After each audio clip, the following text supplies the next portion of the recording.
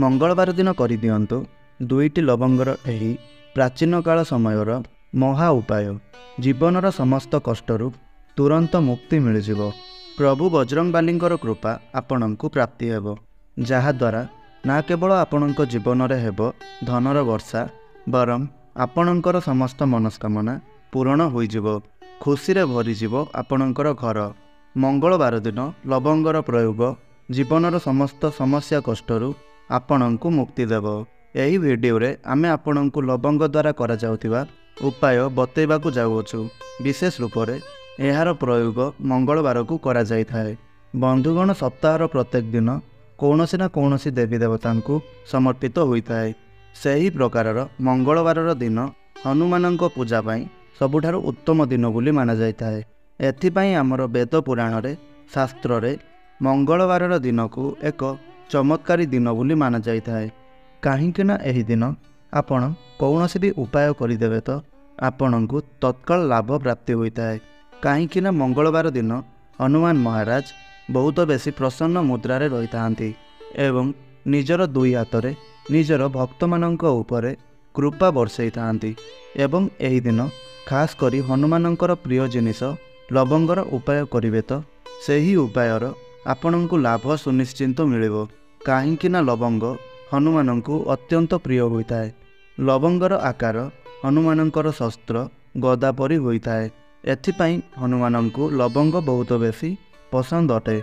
बंधुगण लवंगर उपाय आज नहीं 1000 वर्ष पूर्वरु करा जाई आसुअछि। आपणंकु जणाई देउछु, हनुमान महाराज हुअन्तु, माँ दुर्गा हुअन्तु, भगवान विष्णु हुअन्तु, माता लक्ष्मी हुअन्तु, तांकर पूजारे जदि लवंगर प्रयोग करा जाए तो सही पूजा तुरंत सिद्ध हो जाई थाए। खास करी आपण मानंक पूजारे जदि आपण कौनसी लवंगर उपाय करिवे सही उपाय रे आपणंकु निश्चिंत लाभ प्राप्ति होता है। बंधुगण शास्त्र रे लेखा होइछि कि लवंगरे केतेगुड़िए दिव्य शक्ति मानंकर बास होता है। एथिपाई आपण देखिथिबे जेते तांत्रिक जेउ होइथांती सेमाने लवंगर माला मध्य पिंधि थांती। जदि आपण आजिर एही वीडियो को शेष पर्यंत देखिदेबे एवं लवंगर सही उपाय को आपण करिदेबे, जहा विषय रे आजिर एही वीडियो रे आमे आपणंकु कहबा पई जाउछु, तो आपणंकु आपणंक जीवनर समस्त प्रकारर कष्ट एवं समस्यारू मुक्ति मिलिजिवो। आपणंक घरर उन्नति हेबो। आपण जेउ भी कार्य करिवे सेथिरे सफलता अवश्य पाइबे। आपणंकु भाग्यर साथ मिलिबो। आपणंकर राहुकेतु आपणंकर साथ देवे। आपणंकर मंगल ग्रह मजबूत होइजिवो एवं ध्यान देवे जो व्यक्तिंकर मंगल ग्रह मजबूत होता है सही व्यक्तिर जीवन रे ताकू सफल हेबारे केही भी रोकी पारिबे नाही। एथिपाई एही वीडियो को शेष पर्यंत निश्चय देखंतु। ताहा पूर्वरु एही वीडियो को गोटे लाइक करंतु एवं भक्तिर सहकारे कमेंट बॉक्स रे जय बजरंगबाली जय श्रीराम अवश्य लिखंतु। सबुठु प्रथम उपाय चाकरी प्राप्तिर महा उपाय। मानि नियंतु आपण चाकरी पाई चेष्टा करी करी थकी गलेनी किंतु आपणंकु चाकरी प्राप्त हेउ नाही। तेबे आपण केवल मंगलवार दिन गोटे छोट उपायटिए करि दियंतु। निश्चिंत आपणंकु मन चाहुतबा चाकरी मिलिजिवो। कौनसी भी मंगलवार दिन आपण 4टी लवंग नियंतु एवं गोटे लेंबू नियंतु। हनुमानंक मंदिर को जाआंतु एवं हनुमानंकर मंदिर को जिबा परे हनुमानंकर प्रतिमा सम्मुखरे आपण एक चमेलीर दीप जलांतु। आपण जो लेंबू नहीं करी आसीथिबे ताकू 2 भाग करि दियंतु। अधा लेंबू को कौनसी नदी रे भसाई दियंतु एवं अधा लेंबू रे 4टी लवंग दबाई दियंतु। एही लेंबू को हाथ रे धरी हनुमानंक बीज मंत्रर जप 108 थर करंतु। बीज मंत्र हेउछि ओम हनुमते नमः। एहा परे एही लवंग दबा होइतिबा लेंबू को गोटे लाल कपड़ारे बांधि दियंतु। जेबे भी आपण चाकरी पाई इंटरव्यू देबा पाई जिवे एही लेंबू को निज सहित नहीं करी जाआंतु। देखिबे आपणंकु बहुत शीघ्र मन चाहुथुवा चाकरी प्राप्त होइजिवो। एही उपाय विषय रे तंत्र शास्त्र रे अध्याय नंबर 111 रे लेखा होइछि। द्वितीय उपाय घरर उन्नति पाई महा उपाय। मानि नियंतु आपणंकर घरे प्रत्येक दिन लड़ाई झगड़ा हेउछि। एहार मुख्य कारण हेउछि आपणंकर घर उपरे केही कला जादू करिअछि, जहा द्वारा आपण मानंकर घरे नकारात्मक शक्ति मानंकर बास हेउछि। ଏବଂ ଯେଉଁ ଘରେ ନକାରାତ୍ମକ ଶକ୍ତିମାନଙ୍କର ବାସ ହୋଇଥାଏ ସେହି ଘରର କେବେ ବି ଉନ୍ନତି ହୋଇନଥାଏ। ସେହି ଘରର ଲୋକ ଜୀବନରେ ସର୍ବଦା କଷ୍ଟ ସମସ୍ୟାର ସାମ୍ନା କରିଥାନ୍ତି। ତ ଆପଣ ଏହି ଛୋଟ ଉପାୟକୁ କରିନିଅନ୍ତୁ। ଏହି ଉପାୟ ଆପଣଙ୍କୁ ପ୍ରତ୍ୟେକ ମଙ୍ଗଳବାର ଦିନ ସୂର୍ଯ୍ୟାସ୍ତ ପରେ କରିବାର ଅଛି।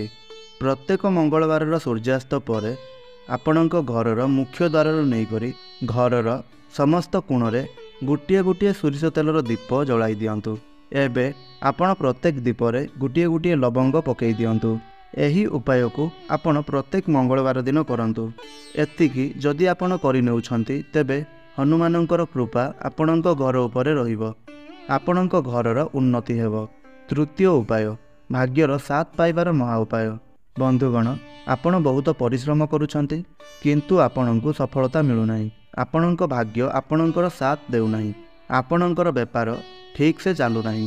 ତ ଏହାର ମୁଖ୍ୟ କାରଣ ହେଉଛି ଆପଣଙ୍କର ମଙ୍ଗଳ ଗ୍ରହ ବହୁତ କମଜୋର ଅଟେ ଏବଂ ଯେଉଁ ବ୍ୟକ୍ତିଙ୍କର ମଙ୍ଗଳ ଗ୍ରହ କମଜୋର ହୋଇଥାଏ ସେହି ବ୍ୟକ୍ତିଙ୍କୁ ତାଙ୍କର ଜୀବନରେ ଧନ ସମ୍ବନ୍ଧିତ ସମସ୍ୟାର ସାମ୍ନା କରିବାକୁ ପଡ଼ିଥାଏ। କିନ୍ତୁ ଯଦି ଆପଣ ଏହି ଉପାୟଟିକୁ କରିନେବେ, 5ଟି ମଙ୍ଗଳବାର କରିନେବେ, ତ ଆପଣଙ୍କର ମଙ୍ଗଳ ଗ୍ରହଙ୍କର ସ୍ଥିତି ମଜବୁତ ହୋଇଯିବ ଏବଂ ଆପଣ ଯାହା ବି ନିର୍ଣ୍ଣୟ ନେବେ ଆପଣଙ୍କୁ ସେଥିରେ ସଫଳତା ପ୍ରାପ୍ତି ହେବ। ଆପଣ 5ଟି ମଙ୍ଗଳବାର ପର୍ଯ୍ୟନ୍ତ ତାମସିକ ଭୋଜନର ସେବନ କରନ୍ତୁ ନାହିଁ। ଆପଣ ପ୍ରଥମ ମଙ୍ଗଳବାର ଦିନ ସକାଳୁ ଉଠନ୍ତୁ, ଗୋଟିଏ ଚମେଲି ତେଲର ଦୀପ ନିଅନ୍ତୁ ଏବଂ 2ଟି ଲବଙ୍ଗ ନିଅନ୍ତୁ ଏବଂ ଆପଣ କୌଣସି ବି ହନୁମାନଙ୍କ ମନ୍ଦିରକୁ ଯାଆନ୍ତୁ। ହନୁମାନଙ୍କ ସାମ୍ନାରେ ଚମେଲି ତେଲର ଦୀପ ଜଳାନ୍ତୁ। 2ଟି ଲବଙ୍ଗକୁ ହାତରେ ଧରି 11 ଥର ହନୁମାନ ଚାଳିଶାର ପାଠ କରନ୍ତୁ। ଏହାପରେ ଆପଣଙ୍କୁ 2ଟି ଲବଙ୍ଗକୁ ଜଳୁଥିବା ଦୀପରେ ପକାଇବାର ଅଛି। ଏହି ଉପାୟକୁ ଆପଣ 5ଟି ମଙ୍ଗଳବାର ପର୍ଯ୍ୟନ୍ତ କରନ୍ତୁ ଏବଂ 5ଟି ମଙ୍ଗଳବାର ପରେ ଆପଣଙ୍କର ମଙ୍ଗଳ ଗ୍ରହ ଆପଣଙ୍କର ସାଥ ଦେବା ଆରମ୍ଭ କରିଦେବ। ଆପଣଙ୍କର ଭାଗ୍ୟ ପ୍ରବଳ ହୋଇଯିବ। ଆପଣ ଯେଉଁ ବି କାର୍ଯ୍ୟ ଆରମ୍ଭ କରିବେ ସେହି କାର୍ଯ୍ୟରେ ଆପଣଙ୍କୁ ସଫଳତା ମିଳିବା ଆରମ୍ଭ ହୋଇଯିବ। ପରବର୍ତ୍ତୀ ଉପାୟ ହେଉଛି ବେମାରୀରୁ ମୁକ୍ତି ପାଇବାର ମହା ଉପାୟ। ବନ୍ଧୁଗଣ, ଯଦି ଆପଣଙ୍କର ଘରେ କୌଣସି ବ୍ୟକ୍ତି ବିମାରୀରେ ପଡ଼ିଅଛି, ବିମାରୀ ଭଲ ହେବାର ନାଁ ଧରୁନାହିଁ, ତ କେବଳ ଆପଣ ଏହି ଗୋଟିଏ ଛୋଟ ଉପାୟ କରିନିଅନ୍ତୁ। ଏହି ଉପାୟଟିକୁ ଆପଣଙ୍କୁ ଲଗାତାର 3ଟି ମଙ୍ଗଳବାର ପର୍ଯ୍ୟନ୍ତ କରିବାର ଅଛି। ପ୍ରଥମ ମଙ୍ଗଳବାରକୁ ଆପଣଙ୍କୁ 2ଟି ଲବଙ୍ଗ ନେବାର ଅଛି। ସେହି ବିମାରୀ ବ୍ୟକ୍ତିଙ୍କ ନିକଟକୁ ଯାଆନ୍ତୁ ଏବଂ ତାଙ୍କର ମୁଣ୍ଡ ଚାରିପାଖରେ 2ଟି ଲବଙ୍ଗକୁ ବୁଲାଇ ଆଣନ୍ତୁ ଏବଂ ଏହି ଲବଙ୍ଗକୁ ଘର ବାହାରେ ଫୋପାଡ଼ି ଦିଅନ୍ତୁ। ଏହି ଉପାୟକୁ ଆପଣ ଲଗାତାର 3ଟି ମଙ୍ଗଳବାର ପର୍ଯ୍ୟନ୍ତ କରିନିଅନ୍ତୁ। ଦେଖିବେ ସେହି ବିମାରୀ ବ୍ୟକ୍ତିର ସ୍ୱାସ୍ଥ୍ୟରେ ଧୀରେ ଧୀରେ ସୁଧାର ଆସିବାକୁ ଲାଗିବ। ହନୁମାନଙ୍କ ଆଶୀର୍ବାଦରୁ ସେହି ବ୍ୟକ୍ତିଙ୍କୁ ଜୀବନରେ କେବେ ବି କୌଣସି ବଡ଼ ରୋଗ ଆକ୍ରାନ୍ତ କରିବ ନାହିଁ।